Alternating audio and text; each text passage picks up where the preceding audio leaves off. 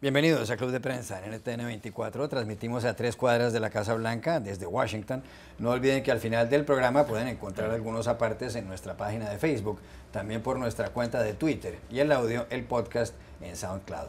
Y les doy la bienvenida a los invitados hoy a este programa. En primer lugar, el corresponsal de Cataluña Radio, Xavier Vilá. Bienvenido como siempre a esta mesa. Muchas gracias, Juan Carlos. Buenos días. José López Zamorano, corresponsal jefe de la agencia mexicana de noticias Notimex. Bienvenido también. Gracias. Y Moni Jensen, analista política del Club de Prensa. Bienvenida a esta casa. Gracias. El primer asunto de Xavier tiene que ver con lo que está ocurriendo en Grecia. Ayer, en una sesión del Parlamento, por 229 votos a favor y 64 en contra, los congresistas decidieron aprobar una serie de un paquete legislativo que exigía la Troika, es decir, el Banco Central Europeo, la Comisión Europea y el Fondo Monetario Internacional, para hacerle una nueva serie de préstamos, un nuevo rescate financiero a Grecia. Hay que recordar que hasta ahora, desde el año 2010, se le han dado 230.000 millones de euros a Grecia para salir de los problemas financieros, y en esta ocasión se le van a dar 95.000 millones de dólares durante 3 años para que los bancos tengan billetes. Los bancos en Grecia están cerrados hace casi 3 semanas, simplemente porque no tienen liquidez, no tienen cómo darle moneda a la gente. Se acaba de aprobar en las últimas horas un crédito puente por parte de las instituciones europeas de 7.000 millones de dólares, casi 8.000 millones de dólares, para que los bancos puedan funcionar por algunos días. Dentro de lo que aprobó el Parlamento griego hay cosas como, por ejemplo, aumentar la edad de jubilación a 67 años a partir del año 2022, o como aumentar impuestos para pequeñas empresas del 26 al 29%, medidas bastante duras para los griegos. Zoe Constantopoulou, la portavoz parlamentaria de Syriza, el partido del primer ministro Alexis Tsipras, dijo que esto es un genocidio social, por un lado, y por otro lado en las calles ha habido manifestaciones de protesta muy serias. Pero la pregunta es, ¿qué puede hacer ahora Alexis Tsipras, el primer ministro del partido Syriza, que gobierna desde el 25 de enero? Porque en el Congreso griego hay 300 escaños, el partido Syriza tiene 149, está aliado con otros pequeños partidos, no todos los miembros de Syriza votaron este paquete legislativo. Es más, 3 miembros del gabinete ministerial, 3 ministros, votaron en contra de lo que estaba proponiendo el señor Tsipras. Aquí la pregunta es, ¿qué camino le queda? ¿O cambia el gabinete, hace nuevos nombramientos, remodela el gabinete, o forma un gobierno de unidad nacional, que parece improbable, o convoca elecciones anticipadas, porque según los sondeos él tiene cierta popularidad todavía? Bueno, a mí me parece que después de todo lo que usted ha contado, que son los hechos, teniendo en cuenta los recientes precedentes de un referéndum que convoca a este señor con una pregunta ya caducada antes de que el referéndum se celebre, y dándonos cuenta de que en Europa se han pasado por el forro el resultado del referéndum, este señor se tiene que ir a su casa, porque claro, su mandato democrático ha fracasado. Él convocó un referéndum para preguntar una cosa, salió un claro no al rescate, y ahora le obligan a rescatar y él se lo come en el corazón de Europa y vuelve a su casa diciendo: me lo he comido, pero me lo he comido con feta griego, me lo he comido entero el paquete. Por lo tanto, no tiene legitimidad política para seguir. Debe convocar elecciones cuanto antes mejor, y que el ciudadano, a tenor de lo que ha ocurrido, decida si el ritmo a seguir, que por lo que dicen las encuestas es el mismo, volvería a ganar Syriza, debe mantenerse o debe llegar otra gente. Déjeme decir que este tercer rescate que se anuncia, lo de genocidio social es una terminología muy dura, pero yo casi la suscribo, porque que a las pymes, a las pequeñas y medianas empresas les aumenten la presión fiscal, a los restaurantes al 23%, a los alimentos frescos al 12%, entonces la gente que genera riqueza queda penalizada. Entonces, en una sociedad donde se quiere que una clase media prospere, si uno penaliza con impuestos al trabajador de la calle que está intentando que una pequeña empresa funcione, esa economía no se retroalimenta. Pero yo creo que ese es precisamente el objetivo de Alemania y del corazón de Europa, que eso no se retroalimente, porque si usted no se puede comprar un frigorífico griego, se lo va a comprar alemán. que es el origen de todo este entuerto que el señor Friedman ya nos contó antes de que el euro se organizara. El euro es una quimera económica y una entelequia política, no va a funcionar. Por lo tanto, ¿qué democracia nos queda? La que nos impone Alemania, la que a base de elecciones o referéndums Grecia quiere adelantar pero no consigue. Y entonces, por último, termino diciendo, usted dice, se le han dado 300.000 millones más o menos a Grecia hasta ahora. Grecia no ha visto ni un euro de ese dinero. Como comentaba el compañero aquí, lo ven pasar y se va directamente a los acreedores. Por lo tanto, esa es una espiral que va a continuar. Ese país no va a salir del pozo hasta que no abandone este proyecto, y que se vaya a un país como Grecia, que representa el 2% del PIB europeo, no iba a ser ninguna catástrofe, porque esto continuaría. Además, como los mercados demuestran, porque las bolsas tampoco han sufrido extraordinariamente con la posible salida de Grecia. Dice Xavi cosas muy ciertas, pero entonces con esa misma lógica también debe renunciar todo el Parlamento, o por lo menos el 75% del Parlamento, deben quedarse solamente los 38 señores de Syriza que votaron en contra del paquete. Es muy difícil, estando en Grecia en este momento, me imagino que los parlamentarios también bastante preocupados, porque de todas maneras los culpaban de algo, o de ser quienes aprobaban este jarabe venenoso para Grecia, o ser los responsables de que Grecia saliera del euro con todas sus consecuencias. Entonces yo pienso que el decir que el señor Alexis Tsipras se vaya para la casa, ¿y quién queda? ¿Quién gobierna? Él va a tener que sí reconstruir su gobierno, porque en este momento le toca hacer una coalición con la oposición que lo mantuvo ahí. Ha perdido un gran pedazo de Syriza, que es el pedazo, digamos, más ideológico y que también lo trajo al poder. Entonces yo creo que no queda más remedio que hacer lo que hizo el ministro de Defensa griego, que dijo que esto era un chantaje, que esto era un golpe de Estado, y luego votó a favor del proyecto de pago de deuda. Entonces yo pienso que en este momento Grecia tiene una decisión tomada para ejecutar. El Parlamento tiene la obligación de seguir legislando y ejecutando, y en este momento el señor Tsipras es el que de alguna manera, pensemos en positivo, terminó en una negociación con la Troika que fue, sí, un golpe de Estado, un chantaje, lo que sea, pero salió de ahí. Si a usted le da más esa negociación, que le impongan las condiciones, porque al final es Alemania quien decide, entonces que sea Alemania quien ponga la presidenta del gobierno griego. Exactamente, yo coincido en este caso con la lógica de Muni, porque realmente no creo que sea el problema de Tsipras, el problema es de que hubo inflexibilidad absoluta por parte de algunos países de Europa, como tú lo dijiste, Alemania, entonces no hubiera hecho mucha diferencia. Ahora, no se le puede penalizar políticamente a Tsipras por tratar de defender a su pueblo. Finalmente lo que hizo fue una revancha política, especialmente de Alemania, que le endurecieron las condiciones después del referéndum, entonces eso complicó las cosas. Yo creo que no hace mucha diferencia si sale o si se mantiene en este momento, independientemente de quién venga, pero las encuestas muestran que la popularidad de su partido es muy semejante a la de enero, lo cual muestra obviamente que el público no le está pasando la factura política a él. Ahora, me llama muchísimo la atención que en esta película ahora el FMI se ponga del lado de él, ¿no? Es decir, cuando siempre usualmente aparece como villano, ¿no?, en todas las narrativas de los globalifóbicos, ¿no?, como el país y la estructura inflexible, ahora el FMI está pidiendo específicamente que haya una quita de la deuda, porque sabe, como lo mantiene igualmente Estados Unidos, que no hay posibilidad de un desarrollo sustentable a menos que haya un perdón significativo de esa deuda. Por eso va el secretario del Tesoro allá, y entonces yo creo que ojalá, como lo dijo Cristian Lagarde hace unas horas apenas, parece que hay ciertas señales de que hay aquiescencia, que ese tema se ponga sobre la mesa, porque finalmente con Tsipras o sin Tsipras, si no sea un elemento de desarrollo de largo o mediano plazo, no tiene posibilidades. Pero ¿por qué da igual que esté Tsipras o este otro? Porque esto no nos equivoquemos, esto no es un debate económico. Yo insisto, esta gente son una fracción muy pequeñita de la economía europea. Esto es un debate político, esto es cómo construimos la Europa del futuro, y en Alemania se han puesto los pelos de punta al ver que un partido de extrema izquierda está gobernando, y al ver que en España hay otro que le puede ir muy bien las cosas este año, como es Podemos, y al ver que en Portugal a ver qué ocurre, al ver que en Italia a ver qué ocurre, y como el sur de Europa se desmadre a la izquierda, el problema de construcción política europea ya no llega al 2030, no lo vemos en vida nuestra ni Pero ¿cuál sería la opción? Alguien que diga no a todo y entonces que se colapsa Grecia y se colapsa una gran parte del sistema financiero internacional. No se colapsa, eso lo vimos en los mercados. Cayó la bolsa de valores de Italia 4% el día que no hubo ningún acuerdo. Eso yo sería creo que más que un asunto geopolítico, desde el punto de vista de Alemania, es un asunto de política doméstica de Angela Merkel, que no quiere que se le venga de encima a sus propios votantes. Eso yo creo que ella está gobernando para adentro.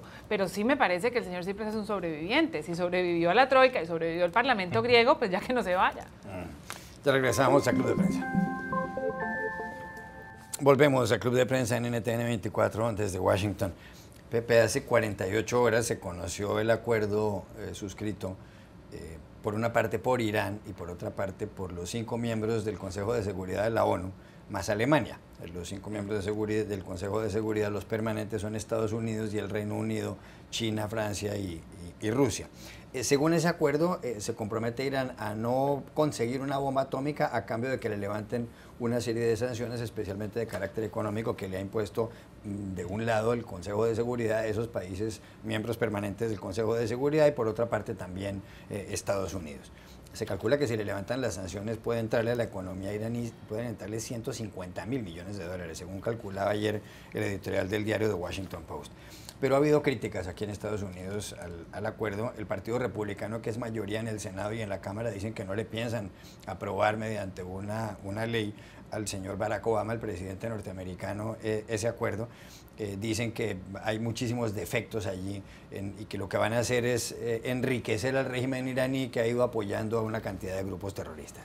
Pues ayer Obama apareció en una rueda de prensa en la Casa Blanca y de una manera muy, en cierto modo, beligerante y muy razonable, habría que decirlo también, defendió el acuerdo. Por otro lado, el presidente Obama recientemente también reinició relaciones diplomáticas con Cuba. Este 20 de julio se abren las embajadas. Hay un artículo publicado en Yahoo News, cuyo autor es Matt Bai, un hombre que fue el jefe de la sección política de la revista del diario The New York Times y que ha trabajado en medios muy importantes, y dice que Obama ha redescubierto, ha vuelto a descubrir la audacia, que seguramente como ya es un presidente que no puede ser reelegido, los próximos comicios presidenciales son en noviembre del año entrante, él ahora tiene un sentido de lo que es un legado, está construyendo su legado y tiene un sentido de mortalidad. Él sabe que su muerte política como presidente terminará el 20 de enero del año 2017. ¿Es eso lo que está pasando con Obama? Ahora sí, en los últimos meses decidió jugársela toda por lo que piensa, ¿en verdad? Sí, yo creo que sí. Lo que me pregunto es dónde estuvo Yahoo en los últimos 3 años. Me parece que la audacia y la liberación política de Obama empezó francamente en 2012 con su segunda elección, y la marca más clara fue, en mi opinión, su aprobación del programa DACA, el programa de acción diferida para jóvenes inmigrantes indocumentados, ¿no? Como en 23 ocasiones previas, antes de las elecciones, había dicho que no tenía facultad ejecutiva para poder hacer un cambio generalizado de política migratoria, que era discrecionalmente determinar quién se puede ir y quién no, a quién le das permisos de trabajo, en este caso de 3 años. Y en ese momento, cuando toma esa decisión política, creo yo, el presidente decide que no le importa tanto lo que va a pasar, porque ya no se puede volver a postular para la presidencia, y le importa empezar a dejar un legado, y una de las grandes asignaturas pendientes era definitivamente la de la migración. Ha recibido muchas buenas noticias en el plano judicial. Por ejemplo, la Suprema Corte revalidó, certificó su sistema de salud, la Ley de Salud Asequible, que muy probablemente será la joya de la corona legislativa interna de su presidencia. También lo apoyó en el tema de la legalidad de los matrimonios entre personas del mismo sexo. Como dijiste, el restablecimiento histórico de relaciones con Cuba. El próximo lunes se van a izar las banderas aquí en Washington y en La Habana. El diálogo con Irán. Creo que tiene muchas cosas de que van a gloriarse, y nos dimos cuenta que el presidente dejó atrás un poco la coolness, ¿no? Es ser buena onda, como decimos en México, para ser un poco más beligerante, pero en aquellos temas donde sabe que está pisando terreno firme. No lo hemos visto todavía desplegar esa musculosidad retórica, por ejemplo, para defender el tema del control de armas, ¿no? Obviamente ha hablado cuando ha habido tragedias, pero es una gran asignatura pendiente en este país. Ahora está con el tema de la reforma del sistema criminal, el tema de la raza obviamente lo penetra como el primer presidente afroamericano. Entonces, yo creo que sí, el presidente se ha liberado políticamente, sigue siendo cuidadoso, pero creo que en algunas de las preguntas de ayer nos dimos cuenta que él sabe que en el caso específico del acuerdo con Irán, él está en terreno firme y no los republicanos, que muy probablemente, francamente, no lo han leído, todos los científicos lo apoyan, así que yo creo que de aquí en adelante vamos a ver mucho más de Obama en ese mismo sentido. Yo creo que Obama debería renunciar ya, porque lo que le espera en este momento no es tan fácil, que es la aprobación del presupuesto, la aprobación de las embajadas en Cuba, ver si se van a restablecer, se va a levantar el embargo, que le aprueben lo que acaba de negociar con Irán. Yo creo que la situación ahora se le va a complicar, los acuerdos comerciales que tiene pendientes con el Congreso, pero sí leía yo en la revista The Week que decía que justamente ahora, en su 6º año de presidencia, se está ganando el Premio Nobel de la Paz, que se le dieron por generar una visión de un país sin armas nucleares que se pueda aplicar a Irán y fortalecer la diplomacia internacional que se puede aplicar tanto a Irán como a Cuba. Es un buen momento y yo creo que hay mucha gente que está desempolvando las camisetas de Hope que salieron en el 2008 y que generaron tanto entusiasmo.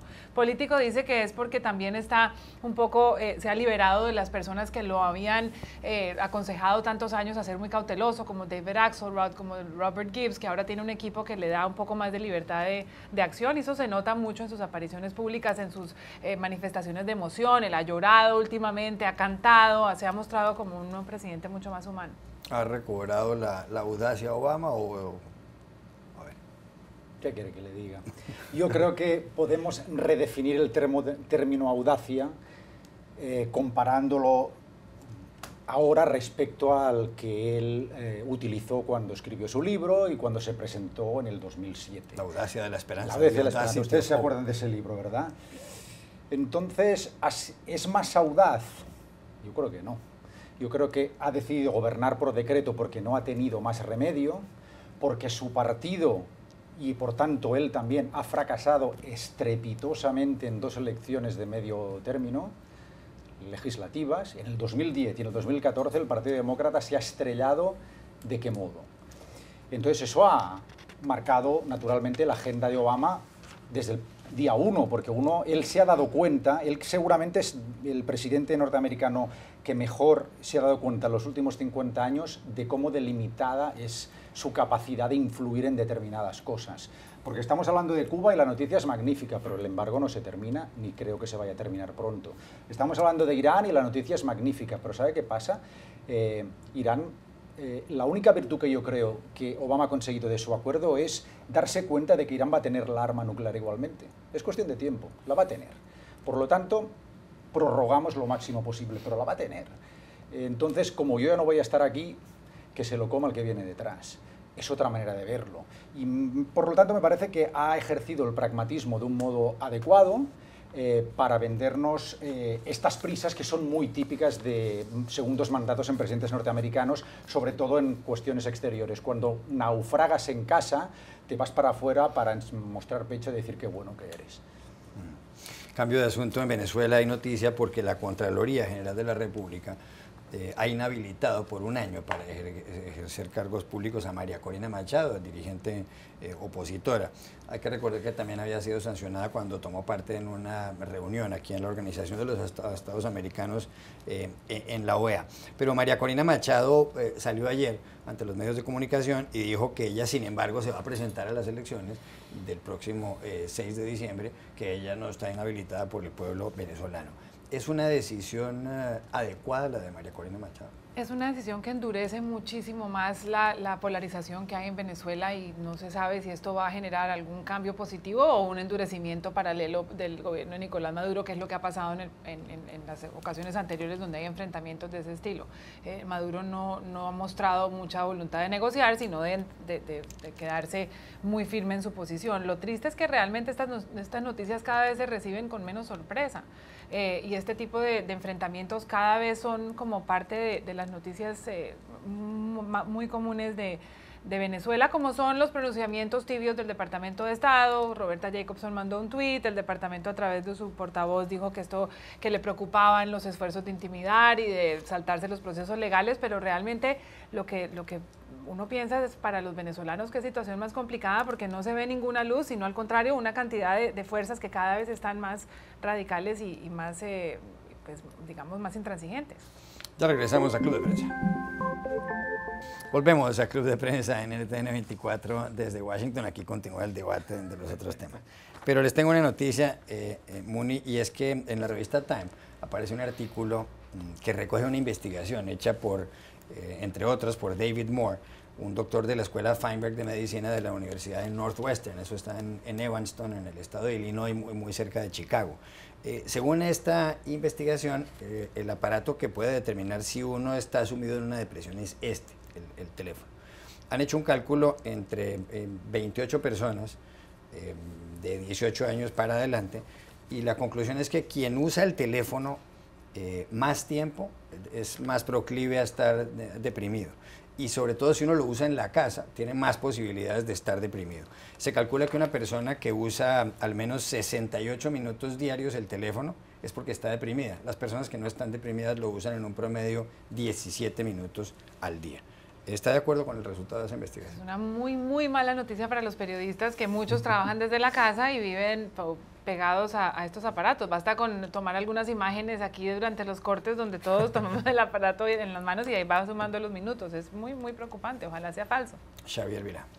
Yo me quedé deprimido al leer la noticia porque me estoy en el teléfono todo el día. De todos modos, una muestra de 28 personas me tranquiliza, porque tampoco es representativa. Pero si esto fuera verdad, yo creo que más 3/4 partes de la humanidad estarían deprimidas. Con lo que la pongo un poco en entredicho, porque me parece que no es una cosa que se tenga que vincular una con otra, pero en cualquier caso me parece que no hay marcha atrás, porque estamos todos sumidos en el uso de estos máquinas horribles que ya no permiten ni que conversemos entre nosotros, ¿no? Pepe. ¿Me podrías repetir la pregunta? Estaba viendo el teléfono. Pepe está deprimido. No, fíjate, se me acaba de ocurrir una idea. Hacer una aplicación que mida cuántos minutos llevas en el teléfono y cuando pase los 68 minutos de este estudio, que llame inmediatamente a emergencias porque eres una persona a punto de cometer un suicidio. Yo creo que desaparecerían los periodistas aquí en Washington. Pero seguro, en otras partes también. Gracias por haber estado aquí, Xavier Vilá, Pepe López Zamorano y Muri Jensen, y a ustedes los espero mañana nuevamente en Club de Prensa.